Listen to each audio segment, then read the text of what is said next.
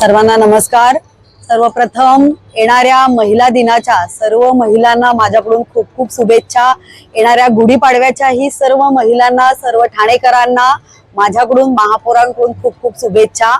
आज बाळासाहेब ठाकरे या ठिकाणी आपल्या इथे अनेक प्रकारचे प्रदर्शन ठाण्यात खरं तर भरवले जातात आणि आज हे तिसरं प्रदर्शन केंद्र आहे जिथे मी भेट देत आहे। केंद्र शासनाच्या मार्फत आज इथे हे जे प्रदर्शन आयोजित केलं आहे, 150 स्टॉल वेगवेगळ्या पद्धतीचे, खाद्य पद्धतीचे तुम्हाला इथे बघायला मिळतील। ठाणेकरांना एवढंच आवाहन करेल की या प्रदर्शनाला येऊन तुम्ही मोठ्या संख्येने भेट द्या। धन्यवाद।